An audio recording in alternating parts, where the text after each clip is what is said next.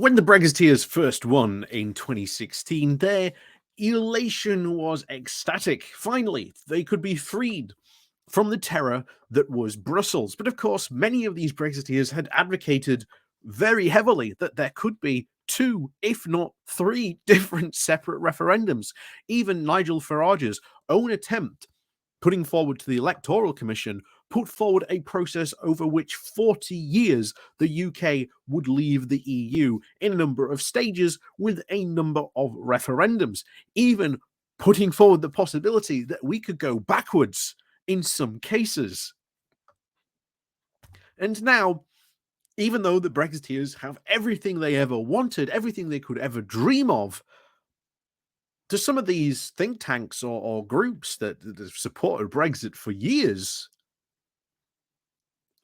who have got at the moment everything they want, have achieved so much, yes,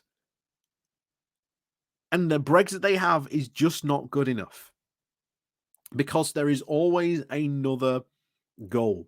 We've talked about this before, about the zealotry that these Brexiteers really have about their Brexit. And the thing is, when you give in to zealots, they always want something more. They always want that next inch. And I've often talked about different revolutions in the past. Go back and look at these different revolutions where they started off sometimes with sort of very sort of simple goals, and then sometimes escalated as zealots and fanatics took over the revolution and pushed it even further. So we have a a very interesting time where the ERG is now in full control, where these think tanks get to talk into the ears of, well, of Liz Truss, and their wildest dreams and fantasies could very well come true. But even then, I really do wonder if in maybe like a couple of months' time, we'll be seeing the news articles from the headlines from many of these Brexiteers or other think tanks saying, Liz Truss is not delivering Brexit, or she is not doing enough. So today we're going to go over to this article asking that exact thing. When is yes just not good enough for many of these Brexiteers? But before we do get into that, please do remember to hit that like, share, and subscribe button. And of course, down below, there are links to my Patreon page and a one-off donation link called Buy Me Coffee, where you can, buy me coffee. And as always, thank you very much to all those people who do support the channel that way. And of course, there is the YouTube thank you button down below. And of course, there is the YouTube subscription as well. You can join as well.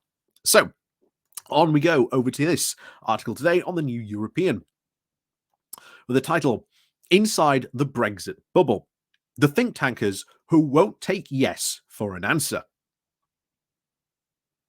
Pity the poor Brexiteer think tank and the Commentariat Industrial Complex, the Bruges Group, and the Centre for Brexit Policy. To listen to them, you'd be sure that we'd had an even harder few years than the rest of us. Because no matter what happens, who is behind it, the brilliant Brexit they had imagined had always been in some way frustrated or stymied. Luckily, they always had one more idea or one more trick that will definitely solve it this time, even though none of the previous tricks or ideas had any positive effect whatsoever. At first, Theresa May was the person who was going to deliver Brexit that the Brexiteers wanted. She just had to satisfy three simple conditions. The first was that the UK absolutely had to leave the EU single market with its free movement of goods, services, and labour. The second was that it would create a customs checks and corresponding hard border between Northern Ireland and Ireland. The third, especially important given May relied on the DUP for a majority, was to avoid creating customs checks between Northern Ireland and the rest of the UK, a so-called sea border.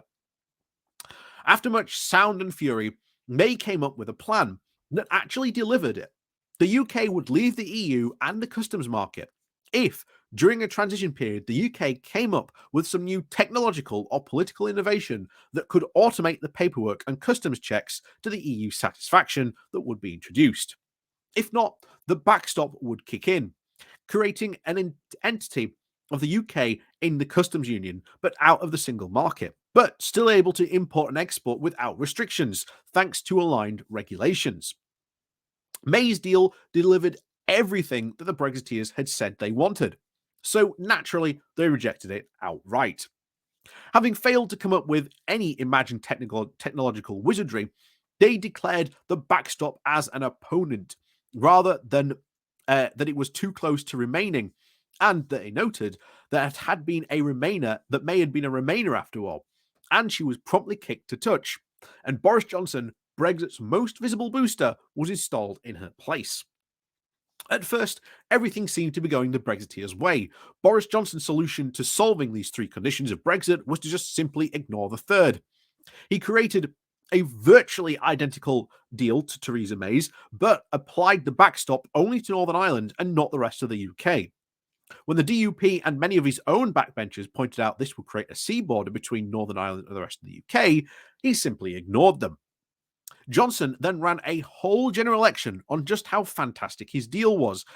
Every candidate had to pledge that they would vote for it, unaltered as a condition for standing, rooting out anyone who objected. Boris got elected on a majority of 80, and his deal was passed soon afterwards. Done, problem solved, surely. Of course not. Despite having claimed every personal responsibility for the deal and even making every single Conservative MP pledge their unequivocal support for it, Johnson and his Brexiteer boosters soon found they hated the deal, largely because of its Northern Ireland issues, but because of the huge queues and congestion it created at ports. As we've had a summer in which Johnson was defenestrated for reasons largely unrelated to Brexit, the think tanks and bloviators of Brexit have taken up their opportunity to say what the next Prime Minister should do in his place. Unfortunately for that lucky candidate, there are no more coherent times on this than there ever was before. In an interview with the Sunday Times, Wetherspoon's boss Tim Martin complained about the effing tariffs, saying that if we just get rid of those, Brexit would work fine. There are several issues of this. The first being the EU doesn't have any tariffs on goods travelling within its customs union, which Martin and others insist we have to leave. The bigger problem, though, is that tariffs aren't what's causing the problem. The independent UK brewery that is actually featured in the government's own export opportunities advert revealed last weekend that because of all this form filling and red tape for the buyer and seller, its EU exports had actually fallen from £600,000 to just £2,000 in a year. Zero tariffs would do nothing to fix that. Other Brexit boosters have more mixed grab bags of ideas. The Bruges Group, which has the dubious claim of providing the long-term philosophical case for Brexit, was outraged at Johnson's removal, and may quietly be alarmed that Truss was, in at least 2016 at least, a supporter of the Remain campaign. But it hasn't hesitated to use its summer to boost its articles by the arch-Brexiteer economist in name only, Patrick Minford, on tax and spend policies. To boost climate denialism in a summer where one-third of Pakistan is currently underwater, while Europe has the driest summer in over 500 years. Its chairman and apparent appeared on even GB News, arguing against the maximum pay for CEOs, while the think tank celebrated the proposals for a British Bill of Rights that would minimize the role of the European Court of Human Rights. But perhaps the biggest threat comes from the centre of Brexit policy, a think tank helmed by none other than Owen Paterson, the former MP whose lobbying scandal and Number 10 botched an attempt to try and brush it aside led to the PM's eventual downfall. The centre is pushing a mix of ideas to, quote, save Britain. None of it is under new leadership, and is enthusiastically supports Truss's plans to cut corporation tax, technically revised a reversal of a raise, and urged her to take it further. It proposes broader tax cuts too, even though these are terrible, targeted for an energy crisis of the sort that we currently face, and does nothing to assist those who most need help. It even makes the long discredited claim that cutting taxes might even increase the government revenue, rather than blowing up the deficit.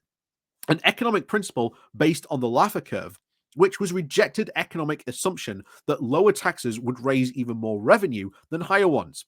The US's Congressional Budget Office did the most comprehensive study on the Laffer curve and found out that under the most favorable assumptions, taxes cuts only recoup about 28% of their cost in over a decade.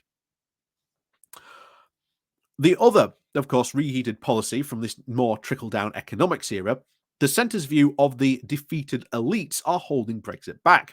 Despite the Conservatives having been in power for over 12 years and Johnson for the last 3, still, they've at least asserted that on any objective and scholarly ranking, that the British economic, cultural, and military might was higher than it had been in 300 years and higher than it was when King George I was on the throne.